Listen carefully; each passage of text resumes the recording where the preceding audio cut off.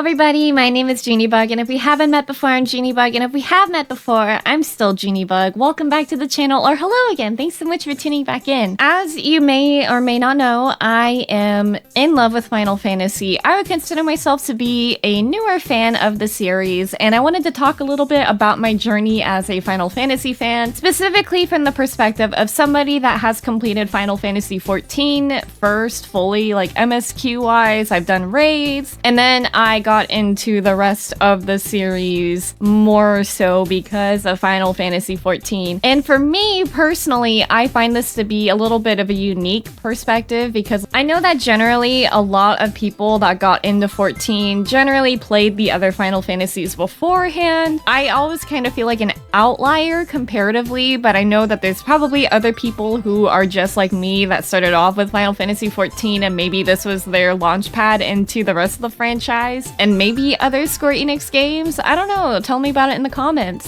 So if you like the video, be sure to like, comment, and subscribe. I'd really appreciate it, and be sure to follow me on my Twitch channel at twitch.tv/juunibug, where I do first playthroughs of games and just hang out and do whatever the fuck I want. Alright, let's go ahead and talk about it. So I want to summarize my play history in a TLDR type of format. I did originally try Final Fantasy X on PS3 back when I was 16 years old, so like 13 years ago, I guess. But then I lost the disc, so I could never complete it, but I just knew that I really wanted to play 10 because I thought Yuno was really pretty, and at the time, I thought Tidus was really cute too. And also on top of that, I did have some pretty basic knowledge of Final Fantasy, very surface level, as in I know Final Fantasy VII exists. The characters are always iconic, and people would talk about Cloud and Aerith and Sephiroth, Tifa, and you know, the big plot twist of Sephiroth killing Aerith. It was, you know, a huge thing. I know Moogles and Chocobos, and even my friends in grade school became obsessed with Final Fantasy XIII, and they even compared me to Vanille a lot, and my other two friends would say, I'm the Sarah of the group, I'm the Lightning of the group, and I had no idea what was going on. Because of that too, I did end up watching all of the 13 cutscenes later on in college, and I liked it. So,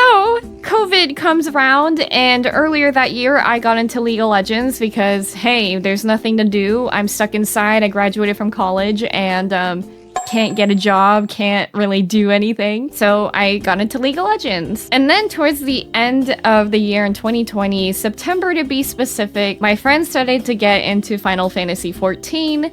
Some were resubbing, some were getting into it for the first time, and for me, I just saw hot Vieras on G-poses on Twitter, and I thought, I want that to be me. I want to be a hot Viera lady too. And then when I downloaded the game, it turns out you needed to buy the Shadowbringers expansion pack to do that, and I was pretty sad. And by the way, I made my character in 14 before my VTuber model because a lot of people are surprised I don't play a Viera or Fantasia into one. I picked my Aura girl and I got attached to her, but I do have a Viera ult, but I got too much stuff to do on my main, okay? So anyways, I got into 14 and I had no idea what was going on. I was told pretty much like, if you don't really want to play the story of Realm Reborn, you should totally do that, and spoiler alert, that's a bad idea. You should definitely read Realm Reborn, even if it's kind of slow going at first. I know the Titan sequence is kind of boring at times and you gotta fetch cheese and shit. Please just do it, it's fine. So something that I didn't really realize about Final Fantasy XIV is that this game references a lot of past Final Fantasies. And I know that other Final Fantasies do this where there's some common themes, like there's always a Cid, there's always summons like Ramuh and Ifrit and Titan and whatever. To me at the time, it was completely lost on me. I didn't realize that even Stormblood as an expansion referenced so much of Final Fantasy VI. I didn't realize that Crystal Tower was a thing before the Raid series. It wasn't just a thing that Graha overlooked, and it became a big important thing in Shadowbringers. I just had no idea. I just played like whatever. You could play 14 as its own thing, as you can with pretty much any Final Fantasy that isn't a sequel, like 10-2, I reckon, question mark. I fell in love with 14, and one of the biggest draws of 14 to me was getting into raiding. I just really enjoyed the challenge of raiding with my friends and Savage. I ended up making some of my closest friends through Savage raiding. Like, we went to Disneyland together, and even some of us met up in Japan and Korea to hang out and vacation, and it was really awesome. So when I got into streaming Final Fantasy 14 because I wanted to make other friends in the streamer community, and during that time as well, I decided I would make it a sub goal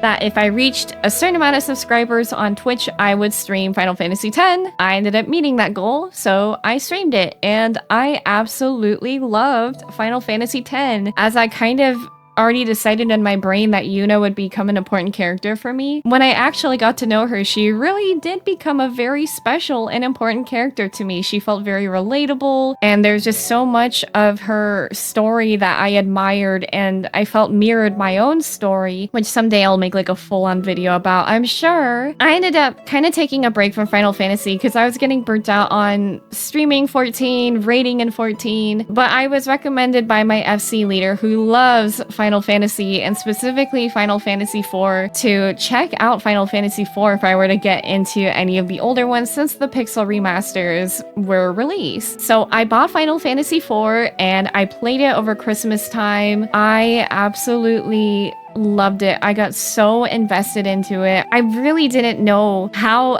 a game with these tiny little pixel characters could just tell such a good story, can be so convincing, and just completely suspend my disbelief of the fact that they are just these tiny pixel guys, but they have such deep stories and dreams and wants. And you know, Kain is actually one of my favorite Final Fantasy characters now because of it. I just became completely immersed into it that I started doing side quests, and I don't like doing side quests in video games because I'm lazy. So after getting into 4, coming back to 14 when all the post-Endwalker expansions were coming out, I felt just really excited because I could finally understand the references, and I felt like, oh yippee, now's my time to shine. I love Rebecca. From there, I decided to stream Final Fantasy VII Original, and I also thought, I wonder if this game is really going to live up to the hype for me, because everyone regards this as the Final Fantasy. Like, this is just so popular. Everybody loves the characters. One Winged Angel is so iconic. These character designs are so iconic. It's just talked about as a really important moment in JRPG and Final Fantasy history. And I thought, girl, I don't know. We'll see. You know, I'll always keep an open mind. And I ended up just becoming also